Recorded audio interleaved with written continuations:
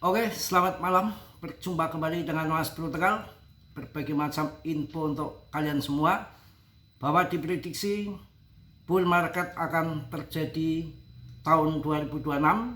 Nanti penjelasan saya akan sampaikan, saya akan kupas tuntas di sini untuk kalian semua. Ya, namun demikian kalian tetap dior, riset sendiri. Mas Bro tidak bertanggung jawab atas kerugian kalian, semua kerugian ditanggung masing-masing. Karena dalam investasi apapun pasti ada risiko, apalagi kripto berisiko tinggi. Yang tidak mampu, yang tidak bermental baja, mending jangan main kripto. Yang nangis, tukang ngebut, yang mengolok-ngolok, dibilang Mas Bro ngasal-ngasalan dalam analisa. Kalau saya asal-asalan, PP nggak akan bertahan di 42 top CMC papan atas, masih di top 2 dan rankingnya masih di situ, market capnya masih gede, yang lain sudah pada rupul. Kalau saya analisa sembarangan, pasti PP tidak terbesar nomor 2 setelah Shiba dan Doge dan masih bertahan di top CMC papan atas. Ya, secara fundament macam-macam sudah saya riset secara mendalam dan PP akan menjadi besar. Holding kalian tahan saja saat penurunan Natal, sikat saja. Jangan tanggung-tanggung dalam dunia kripto. Naik turun itu udah hal yang biasa. Ketika turun, hajar. Turun, hajar. Yang penting rekomendasikan koin-koin yang saya rekomendasikan. Jangan ngasal koin. Saya rasa nanti akan kalian menikmati cuannya dan akan membuat sejarah baru di tahun 2026. Dan sekarang kondisi turun seperti ini, setelah ada ETF, setelah ada pemangkasan suku bunga dengan berbagai macam hal-hal yang tidak terduga setelah halving ETF ini baru pertama kali di akhir tahun. Kondisi market yang memble, belum all season, hancur ya. Tapi ini semua kalian jangan melihat di depan layar. Harga spot kalian lihat di data on-chain, di belakang layar mereka adopsi sangat besar-besaran ya. Ini kripto ada yang ngontrol, ada yang mainkan, ada yang memainkan, ada yang berperan. Saatnya dibikin bull. Ini adalah murni game ya. Langsung penjelasan mengenai akan ada bull di tahun 2026. Prediksi bull run, prediksi ya. Kripto Bitcoin sampai akan tembus 300.000 US dollar di kuartal 1 tahun 2026. Artinya di awal tahun. Ini prediksi ya. Dan banyak lagi yang memang memprediksi, ada GZ, ada si Charles, bahwa tahun 2026 di kuartal 1 itu akan pump gila-gilaan. Kita akan selanjutnya akan kita simak supaya kalian paham. Pakar semakin banyak memberikan sinyal. Prediksi buluran kripto potensi rally bullish di kuartal pertama ataupun kuartal 1 tahun 2026 dengan dorongan dari rangkaian faktor ekonomi makro yang bersatu. Analis memperkirakan Bitcoin bisa melonjak ke kisaran 300.000 US dollar sampai 600.000 US dollar jika katalis-katalis ini benar-benar terwujud. Ya, jadi semua itu mereka yang berperan, mereka kontrol, mereka mainkan kok. Duit itu banyak, kalau mau dibanting biar ada pangkas suku bunga ya banting saja. Biar ada perang, ada bengek, emang perang bisa jual barang. Mereka yang berperan, yang memainkan, mereka sudah kontrol sejak adanya ETF ya. Santai aja, kita itu bukan main lepret yang hilang modal, kita bermain support ya. Kalau yang namanya naik turun hal yang biasa, kalau nggak ada naik turun ngaceng terus ya mana bisa ya.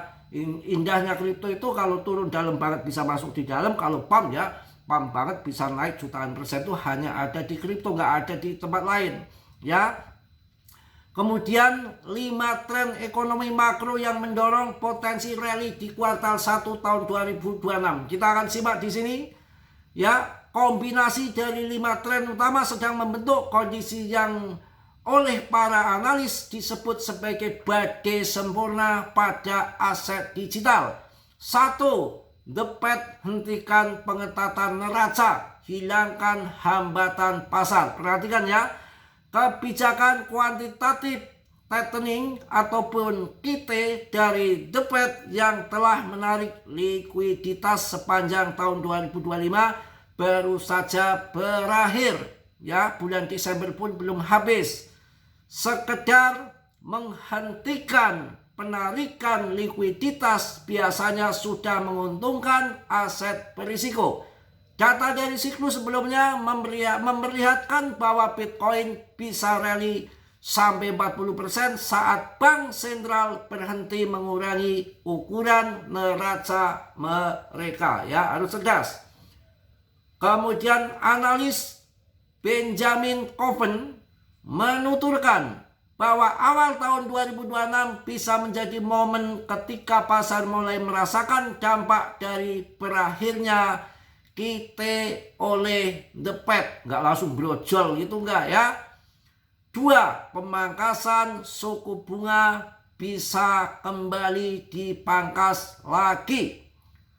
The Fed baru-baru ini memangkas suku bunga, di mana komentarnya dan proyeksi Goldman Sachs menunjukkan pemangkasan suku bunga kemungkinan akan berlanjut di tahun 2026. Itu yang sudah saya infokan dari jauh-jauh hari. Sehingga suku bunga bisa turun ke kisaran 3,25%. Suku bunga yang lebih rendah biasanya meningkatkan likuiditas dan memperkuat minat terhadap aset-aset spekulatif seperti aset kripto. Ketiga, likuiditas jangka pendek yang lebih baik. Ya, peningkatan pembelian surat utang negara jangka pendek treasury bill atau dukungan lain di ujung pendek kurva imbal hasil bisa meringankan tekanan pendanaan dan menurunkan suku bunga jangka pendek. The Fed menyatakan akan memulai pembelian teknis treasury bill untuk mengatur likuiditas pasar. Oke, paham? Semua lagi proses. Pembelian dilakukan semata-mata demi menjaga cadangan tetap memadai dari waktu ke waktu sehingga mendukung pengendalian suku bunga kebijakan kami secara efektif. Hal-hal ini terpisah dan tidak ada kaitan dengan sikap kebijakan moneter, ujar Ketua Fed Jerome Powell. Ya, ini Fed saja sudah mengungkapkan seperti itu. Ya, tenang. The Fed secara berskala masuk ke pasar pendanaan jangka pendek ketika terjadi ketidakseimbangan likuiditas. Ketidakseimbangan ini terlihat pada pasar repo semalam, di mana bank meminjam dana tunai dengan jaminan treasury. Baru-baru ini sejumlah indikator menunjukkan tekanan pendanaan jangka pendek sedang meningkat, antara lain. Ya, perhatikan. Reksadana pasar uang menahan cadangan kas yang sangat tinggi.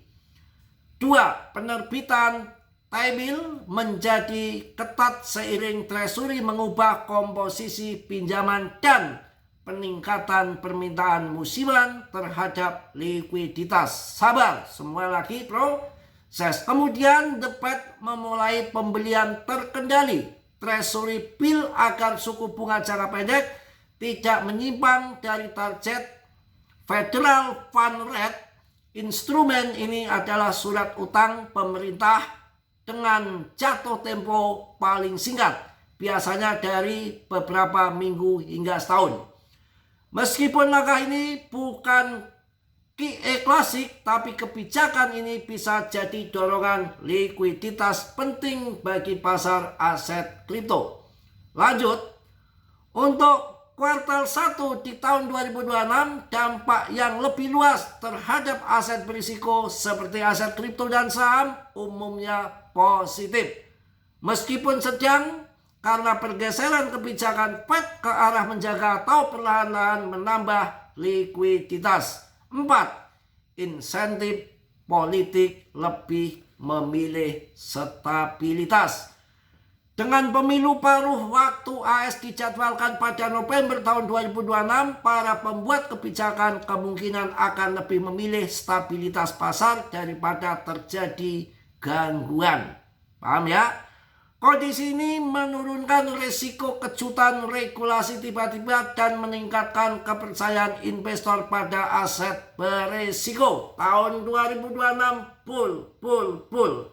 Oke, jika pasar saham di AS melemah sebelum pemilu, paruh waktu pemerintahan AS saat ini pasti akan disalahkan, karena itu mereka akan lakukan segala cara untuk mempertahankan pasar saham dan kripto tetap berjalan. Jadi tidak ada yang namanya ingin scam, semua permainan bersabar. Kelima, paradok employment. Data dari tenaga kerja yang melemah, misalnya pekerjaan yang lesu atau pemutusan hubungan kerja yang meningkat, kerap memicu respon dovish dari The Fed. Kondisi tenaga kerja yang melunak akan meningkatkan tekanan bagi The Fed untuk melonggarkan kebijakan, sehingga secara tidak langsung menciptakan lebih banyak likuiditas dan mendukung kondisi positif untuk aset kripto. Semua lagi proses. Pandangan ahli menunjukkan sentimen bullish semakin meningkat. Pengamat industri yang sepakat dengan pandangan makro ini, Alice Liu, kepala riset CoinMarketCap, memprediksi pasar aset kripto akan bangkit kembali pada Februari dan Maret tahun 2026 dengan alasan kombinasi indikator makro yang positif. Kita akan melihat pasar bangkit kembali di kuartal 1 tahun 2026, Februari dan Maret akan menjadi bull market lagi berdasarkan kombinasi indikator makro, ujar Binance melaporkan mengutip Alice Liu, Head of, ya itu yang kalian harus perlu tahu. Beberapa analis bahkan lebih optimis. Pengamat kripto Phoebus memperkirakan Bitcoin bisa mencapai 300.000 sampai 600.000 dolar pada kuartal 1 tahun 2026. Semoga ini mencerminkan sentimen bullish yang sangat kuat di tengah likuiditas yang membaik dan kondisi ekonomi makro yang lebih longgar. Oke. Saat ini partisipasi pasar masih minim. Open interest Bitcoin turun mencerminkan sentimen trader yang tetap berhati-hati. Namun jika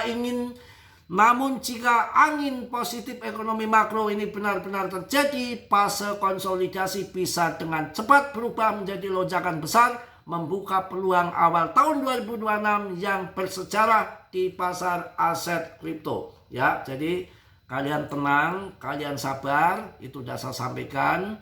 Ya, PP harganya juga sudah longsor dan ini sudah mulai naik lagi. Siapa yang mau menjual murah? Yang menjual murah itu adalah orang yang bodoh saja. Yang ngebut-ngebut, yang nggak percayaan dengan saya, jangan tonton saya. Yang penting Mas Bro tidak ada endosan koin, tidak endosan macam-macam. Mas Bro selalu memberikan koin yang terbaik, BTC, ETH, Solana. Dan kalian harus pahami, yang saya bahas PP bukan koin ECEC. Selain PP yang sudah-sudah, saya kasih koin Aster juga masih cuan. Banyak sekali ini fun-fun, mumpung murah, kalian bisa hajar. CoinMarketCap juga tadi di 3 juta sudah terjadi bottom dan sekarang sudah mulai bangkit kembali lagi. ETH dari 51 juta masih di 49, artinya masih oke ya. Jadi koin yang saya bahas untuk kalian terutama PP rankingnya di 42 dengan market cap yang masih besar. Ya tidak perlu ragukan lagi, enak. Koin P semua ketendang, dibilang analisanya meleset. Analisa dari mana yang saya bilang meleset? Ya, koinnya masih ada, nggak scam, masih di papan atas. Kalau toh turun, semua memang lagi turun. Lihat koin lain, naik nggak? Itu ya, bercanda. Oke, mungkin itu aja yang saya sampaikan di malam hari ini. Jangan melihat PP turun semua juga lagi kendor, memang naik sendiri ya, bikin market sendiri aja, dipam sendiri, jual sendiri ya, santai. Yang namanya kita ngikuti market. Analisa yang tahun ini memang diperkirakan katanya memanjang sampai tahun 2026 untuk buluran ini ya, yang biasanya 4 tahun ini bergeser sampai 5 tahun. Itu banyak narasi ke arah situ dan harus sabar. Mungkin itu aja yang Mas Bro sampaikan di malam hari ini. Tetap semangat, tetap yakin, rezeki nggak akan kemana.